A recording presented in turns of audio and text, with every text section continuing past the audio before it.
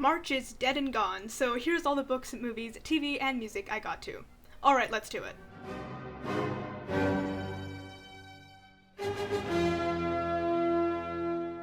Admittedly, March was not the best reading month for me in the sense that I'm reading a lot of things but finishing very few of them.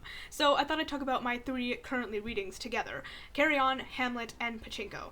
I'm reading both Hamlet and Pachinko for English class, so that's why I haven't finished them yet since I'm reading on a schedule. Carry On I'm rereading on my own, though it has taken a little bit of a backseat to Hamlet and Pachinko. I don't want to go too in-depth into any of these right now because I'd rather do it after I finish them. I'm definitely going to be finishing Hamlet and Pachinko in April, and hopefully I'll finish off Carry On as well, so I'll have more to say in my next That's a Wrap. The one book I did finish this month was Sophocles' Oedipus the King. I read this for, say it with me, English class. This was a ride, like truly a wild story. I really love Greek mythology, so I was excited to be getting into ancient Greek plays. Oedipus says some interesting things about fate and evading it, and the truth and being blind to it. I enjoyed this first play for the most part, and I'm probably going to be picking up the next 2 sometime in the future, preferably when I'm not reading like 3 things at once. 4 stars. I watched The Social Dilemma for, once again, English class, and I found it interesting enough. I'm not a techie kind of person, so it was interesting to learn more deeply about the systems and algorithms that go into social platforms. I will say I was not the biggest fan of the dramatized portions of the film. I thought they were kind of cringy, and it took me out of the viewing experience. Overall, it's fine. I literally have nothing else to say. 3 stars. Kick-Ass was pretty fun. I was hoping it would be more up my alley than it ended up being, but even still, I highly enjoyed it. It plays with superhero tropes really well, it has some snappy, amusing, rather violent fight scenes, and the soundtrack is definitely something, especially during the climax. I thought it was stellar. It's light and casual and easy to throw on. 3 stars. Minari was absolutely gorgeous. If you know anything about me, you know that this was one of, if not my most anticipated movie of 2020, and I missed all the virtual screenings, which was so sad, but I managed to watch it the minute it released, and I was blown away. This movie was the perfect blend of wholesome and devastating. It's a picture of a family and the ups and downs they face in their search for the American dream. There's a wholesome optimism that, as the film continues, sours until it shrivels up and is buried under the personal tragedy of failure. Every performance was perfect, deep, introspective, and nuanced. The directing and cinematography are both dreamlike but also jarringly real. Combine that with a gorgeous score, and this film is bound to be stamped into my memory for a long while. It'll make you laugh, it'll make you cry, and it'll make you want a tall glass of Mountain Dew. 4.5 stars. How to Train Your Dragon 2 was super sweet. I have an unhealthy love for these movies. Once again, I love dragons. I want a dragon. That is it. I want nothing more and nothing less than a dragon, and I don't think I'll ever get over the fact that I can't have one. Like, you know Maslow's hierarchy of needs? Yeah, this is what mine looks like. The animation in this is even better than the first. The amount of gorgeous flying scenes in this is healing to my eyes. I don't think the story was as strong as the first one. The pacing was a little bit weird in the second act in the sense that a lot was happening, but it didn't feel like a lot was happening, so I didn't think the writing was as succinct as it could have been. Even still, it was a fun ride, and there are some fantastic fight scenes in this that make up for it. 4 stars. Judas and the Black Messiah is nothing short of a modern-day epic. Everything about this is so expertly done. It's objectively amazing. And I know opinions on art are never going to be objective, but I don't understand how someone could watch this film and not be awestruck. The size of this story is crazy. It's a huge, multifaceted tale of people who are larger than life, and honestly, the only thing bigger than the story itself was the characters.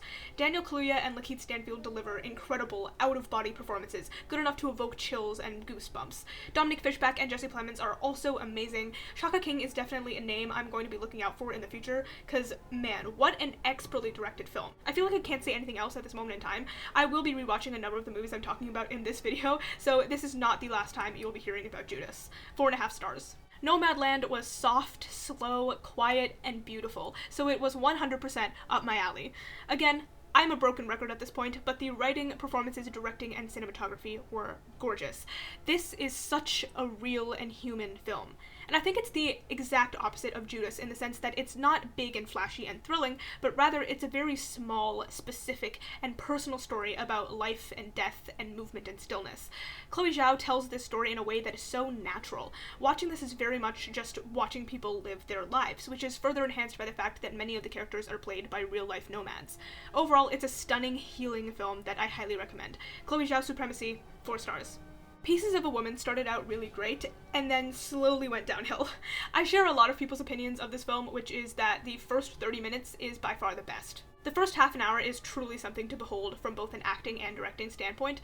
Unfortunately, I didn't love the rest of the film. The pacing felt a little off, so that the downward spiral the characters are experiencing doesn't always make the most sense. And yes, I know downward spirals in real life definitely don't always make sense, but from a storytelling standpoint, it wasn't as well thought out as it could have been.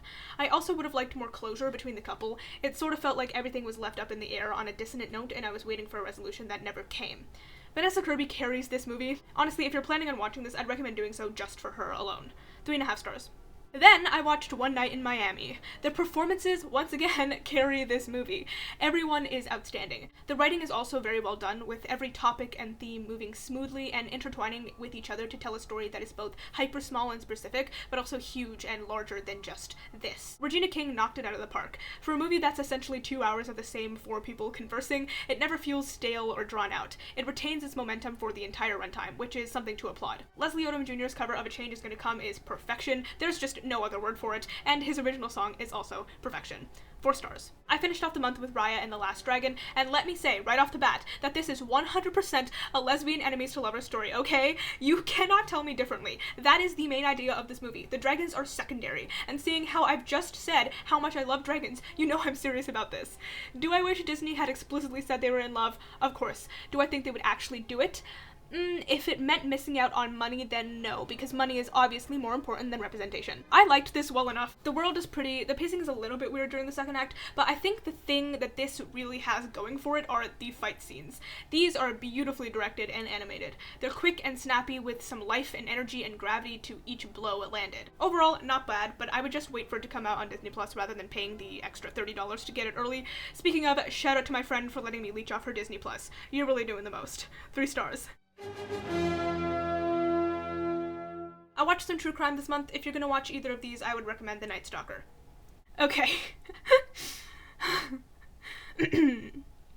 It's 2009, and you're a young Canadian kid watching YTV after dinner right before heading to bed. What are you watching? If it's not in real life, you need to reevaluate your entire life decisions. What a show. I don't even want to explain anything about it because this is such a niche show, but long story short, I remember this existed, impulsively started rewatching it, and had way too much fun. One day I will properly talk about this, but for now, screw it. I'm giving season 1 5 stars and seasons 2 and 3 4 stars. Video Club's album Euphorie came out, and it's exactly what I needed.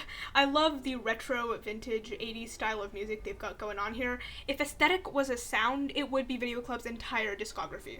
I enjoyed this album for the most part. It's really soothing to listen to. My only gripe is that some of the songs sound weirdly similar in structure and the way they're singing/rapping, but those are in the minority, and the rest of the album was swell. 3 stars. I'll leave a link to the album in the description below. And there you have it. Those were the books, movies, TV, and music I got to this month. If you like this video, please make sure to hit a thumbs up. Comment down below some of the stuff that you love this month. If you enjoy this sort of stuff and you want to see more of it from me, make sure to hit the subscribe button because I make new videos every Friday. Also, I'm on platforms, so if you want to follow me on Instagram, Twitter, Goodreads, and Letterboxd, those links will be in the description below. As always, thank you so much for watching, and I will see you in my next video.